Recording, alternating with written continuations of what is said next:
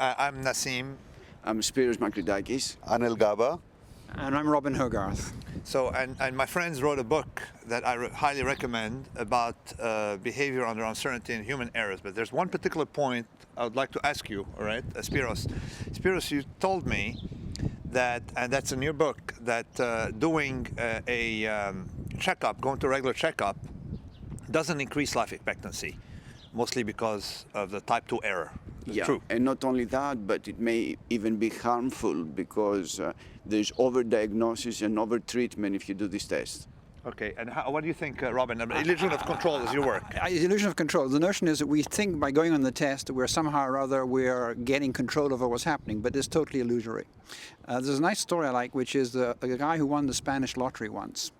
And the Spanish lottery is a big one. Every Christmas you have this big lottery.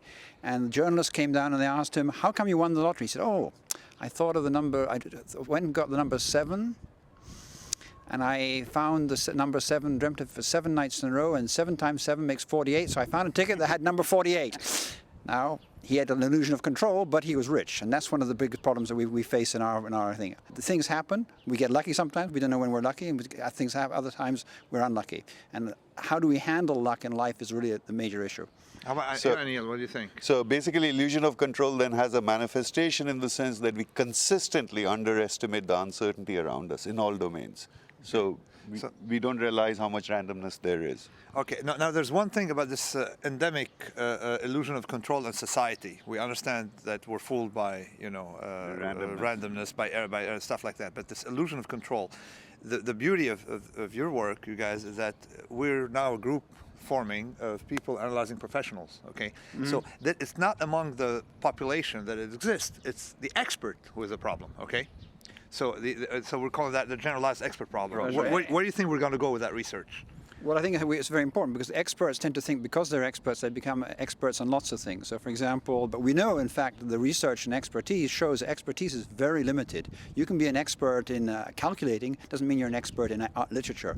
And one of the problems is delimiting the ranges of which people think they're experts. Well, experts don't predict more accurately than non-experts, and that's very important. In some domains. In social science. Social science domain. That's what I mean. Yeah. My cut point is social science. Like an expert in gambling. In horse races will do better. They can do better. Now, where do you think we can go, all of us now, with this militancy or our group to try to improve society? All right, where should we be heading? So I think the one thing which is I think very, very key is to kind of remove this unwarranted respect for sophisticated models where you get taken in by the technical wizardry and you forget the assumptions. Yeah. And I think that what's very important is to understand better what we can forecast and what we cannot forecast, and therefore what we can control and we cannot control. Yeah, I think that in the social domain, when people make predictions, we should be able to see their past record of predictions.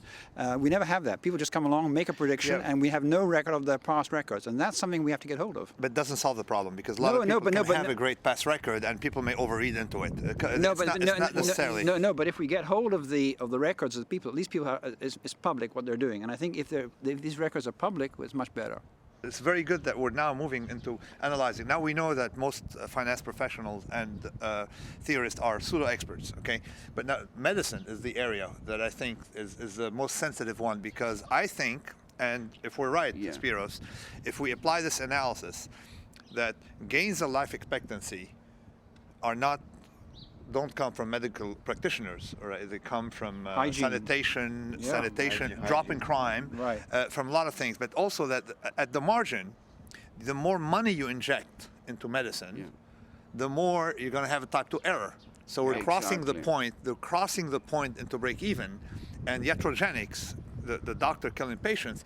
That part of medicine is probably what is causing Americans to have pumped so much money at the system, yet not live longer than people other like countries. You in Greece. Right. Granted, Greece may have other reasons because of Ouzo. All right. So just like economics, I mean, you're taking a complex system and you're making simplifying assumptions, and that's the same thing is happening with medicine.